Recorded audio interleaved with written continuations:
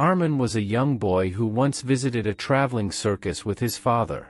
Among all the wonders, what fascinated him most were the elephants. These giant creatures stood calmly, each tied by nothing more than a thin rope fastened to a small wooden post. With wide eyes, Armin asked his father why the elephants didn't simply break free.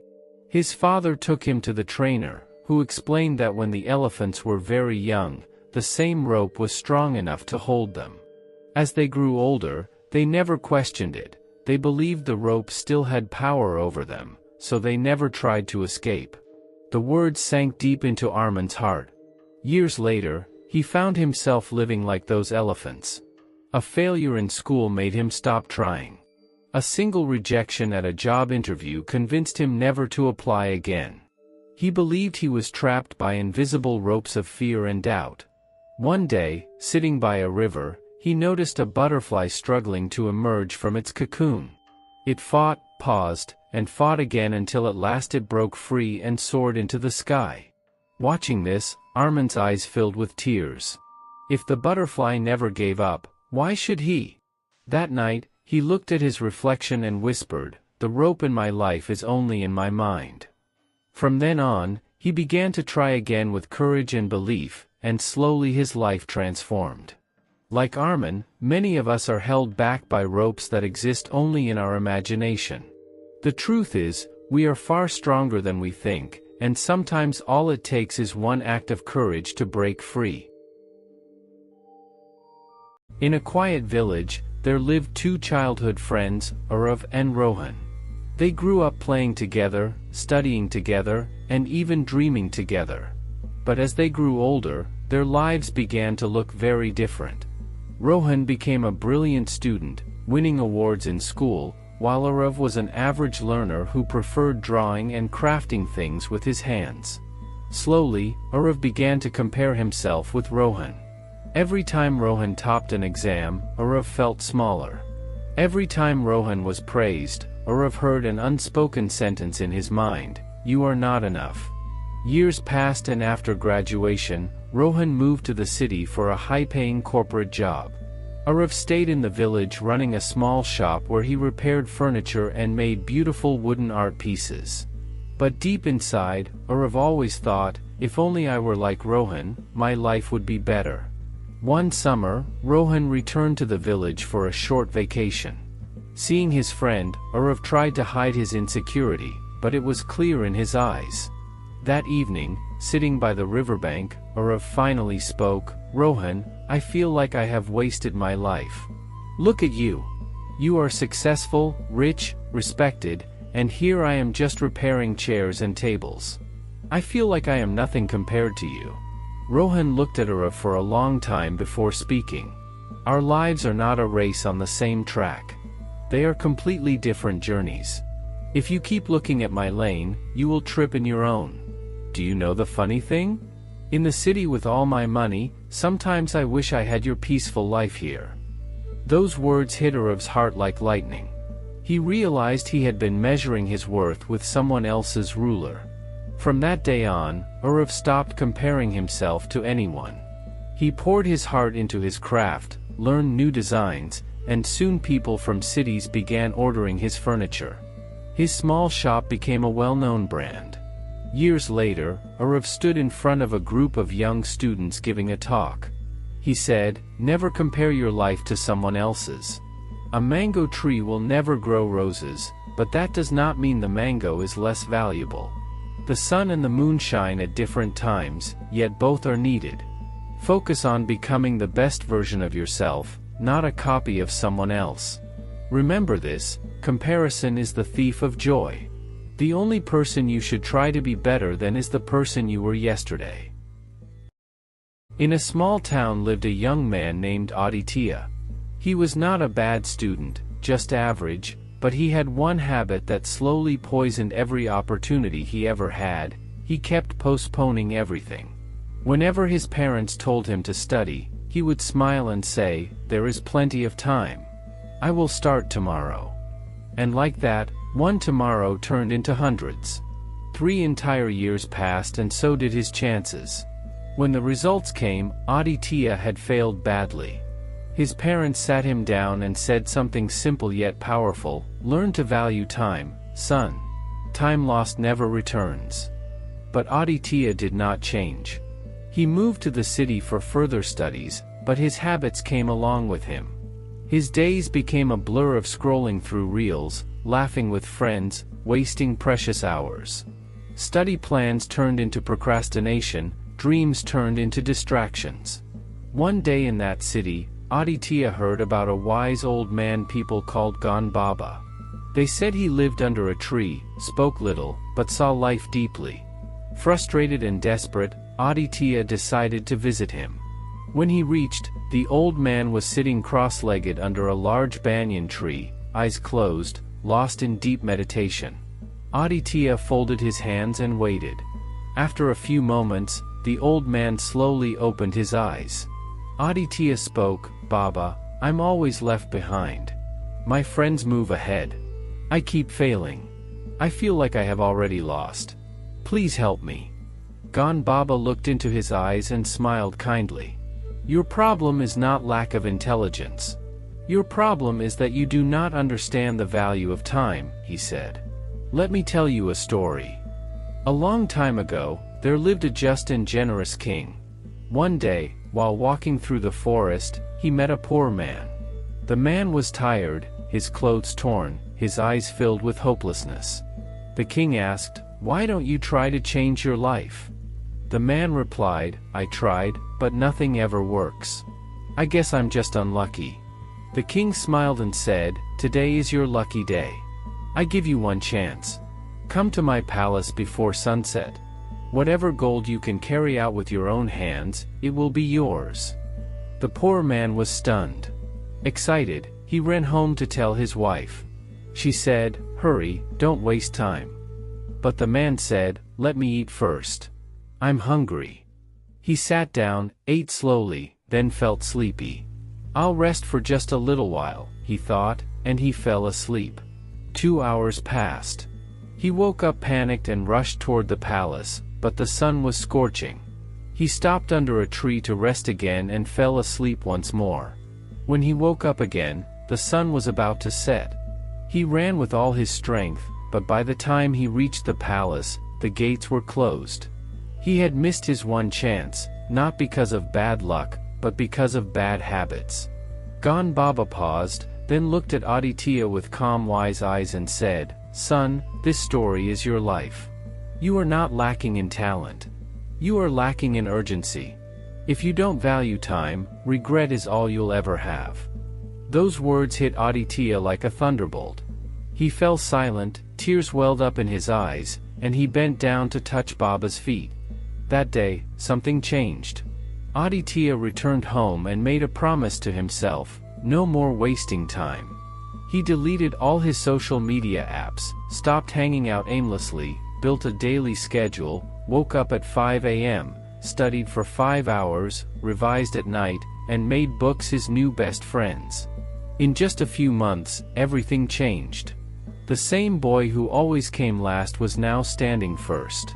If this story touched your heart, like this video and share it with someone who needs a wake-up call. And if you want more real, powerful, life-changing stories, subscribe to our channel and hit the bell icon, because the next story might just be the one that changes your life. Time waits for no one. Don't wait either. In a small, peaceful village far away from the chaos of the cities lived a boy named Zion. He was gentle and full of dreams, yet life constantly tested him. His family struggled with poverty, and every day after school he worked to help his mother put food on the table. His father had died when Zion was only 7, leaving behind a void that never truly healed. Though still young, he carried burdens far heavier than his age.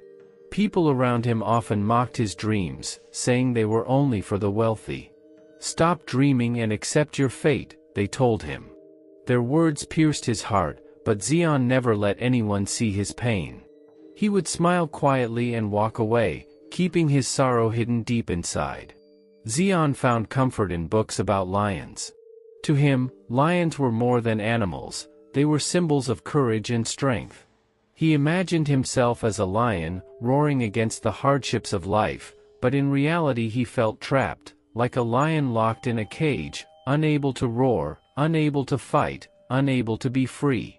One evening, after finishing his work at the mechanic's shop, Xian sat alone by the river. Watching the water flow, he thought about his life, and tears welled up in his eyes. "Why is my life so small?" he whispered. "Why can't I be free like others?" At that moment, an old man with kind eyes and a gentle smile sat beside him. Looking at Xian, he said, "You remind me of a lion in a cage." Surprised, Xian asked, "What do you mean?" The old man explained, "A lion in a cage forgets its power. It forgets how to roar because fear and pain surround it. But even in captivity, the lion's heart remains wild. Its spirit can never be chained." Xian felt a spark ignite within him, a flame of hope. The old man continued, "You are that lion. Life may have caged your body, but your spirit is free. Do not let pain silence your roar. You are destined to rise." Those words stayed with Xian forever. From that day, he vowed never to abandon his dreams. He studied harder, worked with determination, and believed in himself more than ever. The journey was not easy. Many nights he cried quietly, many days he felt exhausted, but he kept moving forward with courage in his heart. Years passed, and Xian became an engineer. He opened a small company in his village, giving jobs to boys who faced struggles like his own. The same people who once mocked him now admired him, calling him a lion, brave and strong. One day, Xian returned to the river where he had once sat in despair. The breeze touched his face softly, and he smiled. He was no longer the weak boy who felt trapped. He was the lion who had broken free from his cage. Life will always try to imprison your dreams, but your spirit must remain untamed. You are stronger than your pain, louder than your fear, and braver than your past. Like the lion, your roar lives within you, waiting for the moment to rise. In a small village surrounded by mountains and deep forests, there lived a boy named Arav. He was only 14 years old, but his heart was older than his age. Arav was quiet, soft-spoken, and very thoughtful. People around him always misunderstood his silence. They thought he was weak, foolish, or maybe too shy to succeed in life. In school, other children made fun of him. "Why do you not talk much? Are you scared to speak? You will never become anything in life." He heard all these words but never replied. Arav kept his feelings inside. Every time someone laughed at him, his heart broke a little. He would come home and sit under the big neem tree in his backyard looking at the sky with teary eyes. His father was a farmer who worked very hard in the fields.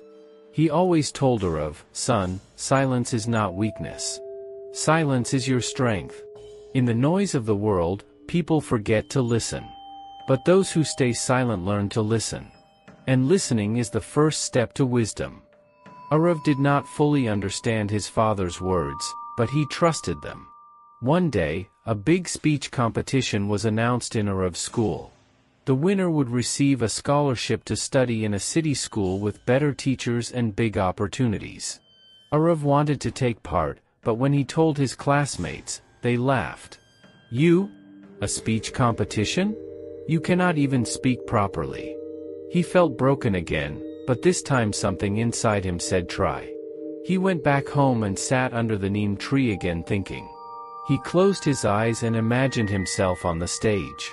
He imagined himself speaking not loudly but with power and truth. From that day he started preparing in silence. Every night when the world was asleep, Arav would stand in front of the mirror and speak. He practiced his words slowly. He corrected his pronunciation. He learned to use his silence between sentences. He read books, watched speeches of great people, and observed how they used pauses to make their words more powerful. No one knew what he was doing. There was no noise, no show-off, no attention, only silence. But in that silence, a fire was growing. The day of the speech competition arrived. The school auditorium was full. Loud students cheered, clapped, and whistled for their favorite participants. Arav stood backstage holding his paper tightly. His heart was beating fast, but his eyes were calm. When it was his turn, there was no loud music, no show. He walked slowly to the stage. The room became silent, waiting to hear what this quiet boy would say. Arav took a deep breath and then, in a voice steady and soft, he began. They said I am silent. They said I cannot speak. But silence is not my weakness. It is my power. In silence, I listened. In silence I learned. In silence I prepared. And today I stand here not to make noise but to make a difference. The hall became so quiet that even the sound of a falling pin could be heard. He continued his speech, speaking with pauses, with heart, and with deep truth. He shared how silence helped him discover his passion, his strength, and his dreams. He spoke not with loudness but with meaning. His silence between words made his message more powerful. When he finished, there was no sound for a moment, and then suddenly the entire hall stood up and clapped. It was the longest standing ovation in the history of the school. Arav won the competition. But more than that, he won respect. He won hearts. He proved that you do not need to shout to be heard. Sometimes silence speaks louder than words. Years later, Arav became a motivational speaker. He traveled around the world inspiring people with his story. Whenever someone asked him, "What was the secret of your success?" he always smiled and said, "Silence. It taught me more than words ever could." In this noisy world where everyone is trying to speak louder, never be afraid of your silence. In your quiet moments, you can discover your true power. When you feel broken, sit with yourself in silence. When you are preparing, prepare in silence. Because when your moment comes, your silence will turn into a storm that no one can stop. The world may not understand you now, but do not worry. Let your silence build you. Let your silence speak through your success. Because the truth is, sometimes silence is not empty. It is full of answers. Once in a quiet town, there was a 15-year-old boy named Rafi. He always sat on the last bench in class. His clothes were old, his shoes were torn, and he never spoke much. The teachers often ignored him, the students laughed at him, and some even called him the invisible boy. Nobody knew that Rafi walked 3 kilometers every day to reach school. Nobody knew that he worked at night in a small tea shop to support his sick mother and younger sister. Nobody knew that every night before sleeping he stared at the stars and whispered, "One day I will become a great scientist. The world will know my name." One morning a new science teacher arrived. Her name was Miss Tara. She was kind but sharp. On her first day, she noticed Rafi sitting alone at the back of the class. She walked to him and asked, "Tell me, what do you want to become?" The class laughed. Some students whispered, "He probably has no dream." But Rafi looked up and replied quietly, "I want to become a scientist. I want to discover something big, something that can change the world." The class became silent. Miss Tara smiled and said, "Then you must sit in the front row from today. Dreams like that need attention." From that day, everything began to change. Miss Tara started giving Rafi extra lessons. She brought him science magazines and old textbooks. Rafi read everything he could find. He stayed up late studying by candlelight. He asked questions, solved problems, and dreamed of inventions. But the road was not easy. Some nights his mother had no medicine. Some days there was no food at home. One winter, Rafi fell sick, but still walked to school in the cold wind. His hands were frozen, but he still held his books tight. People said, "Poor boys do not become scientists." Rafi said, "Let me prove that wrong." Years passed. He faced rejection, poverty, and failure, but he never stopped. He got a scholarship to a big city university.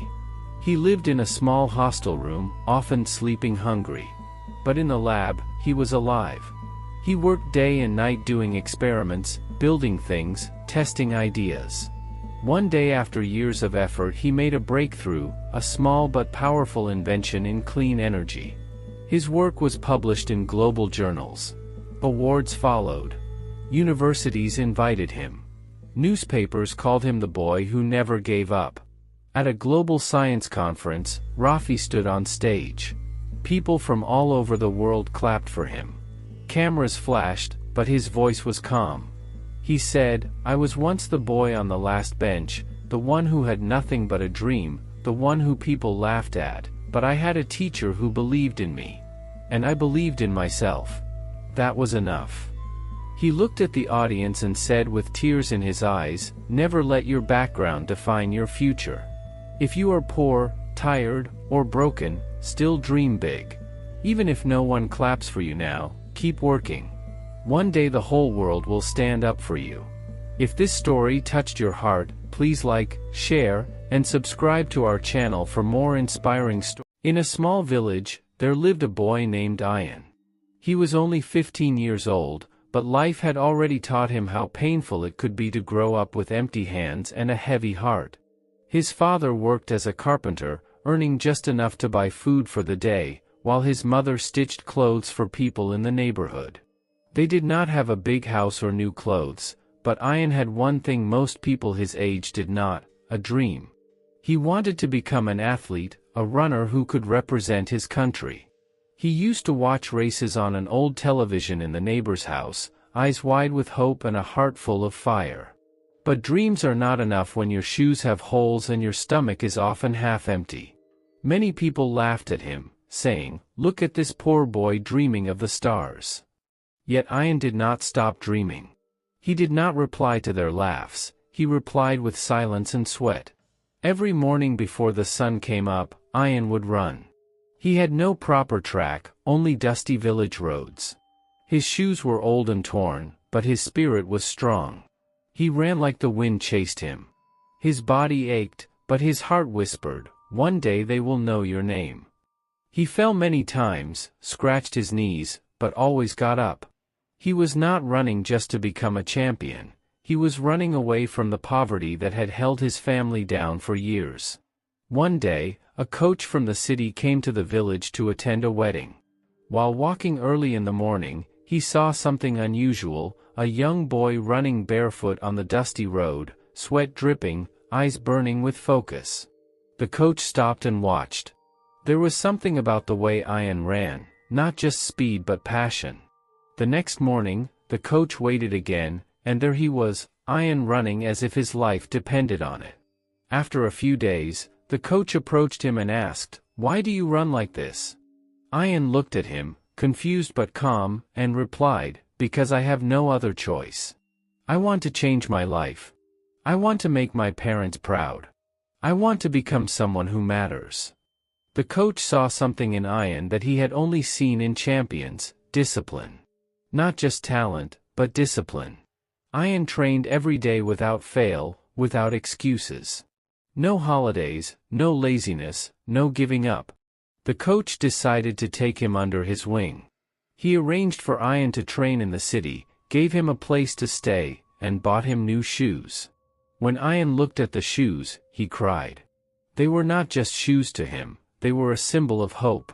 Training in the city was tough. The other boys came from rich families, had personal trainers, and better facilities. Many of them laughed at Ian, calling him the village boy. But Ian never talked back. He just trained harder. While others slept, he trained. While others scrolled through their phones, he ran.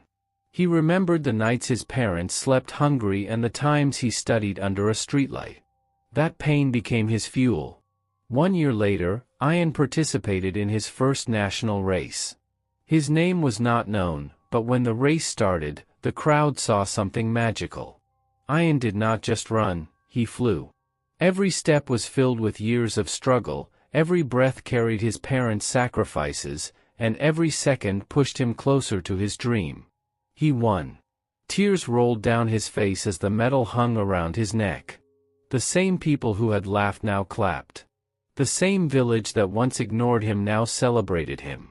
His mother held the medal in her hands, crying, "This is more than gold. This is our new life." When a reporter asked Ian what made him win, He smiled and said one simple word, discipline. He continued, discipline is the power that turns pain into strength. It makes the weak strong. It gives direction to dreams. I did not have money.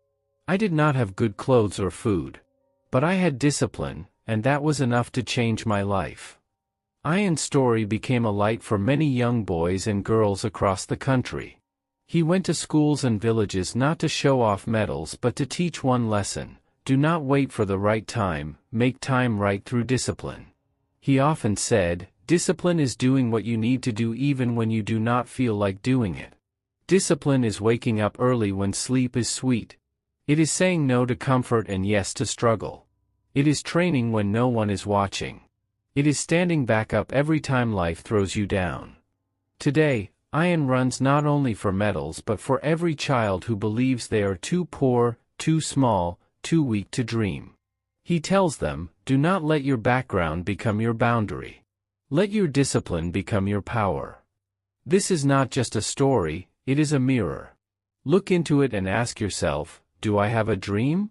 If yes, then the next question is more important: do I have the discipline to reach it? Success is not magic. It is daily effort, small steps, silent battles, and unshakable discipline. Your excuses may comfort you today, but your discipline will shape your tomorrow. Be like Ian. Run, fall, rise, and never stop. Because the world remembers not the ones who had comfort but the ones who had discipline. Discipline is not a punishment. It is your superpower. Use it. In a quiet village lived a boy named Ethan, admired as the brightest child around. His father, a humble carpenter, often reminded him that while intelligence is valuable, consistency matters more. Ethan would laugh and boast that with his sharp mind, effort was unnecessary. He believed his cleverness alone would unlock every opportunity. Time passed, and though he excelled in school, he never developed practical skills. He assumed the world would reward his brilliance, but reality proved otherwise. After facing repeated rejections, he wandered to the village's edge where an old man sat beneath a neem tree feeding birds. Drawn by the calmness, Ethan approached and asked for guidance. The old man listened kindly as Ethan confessed his frustration, explaining how he had always been praised for his intellect yet now felt trapped. With a gentle chuckle, the elder warned that intelligence can be a cage when not paired with growth. He showed Ethan a spoon and a seed, asking which was stronger.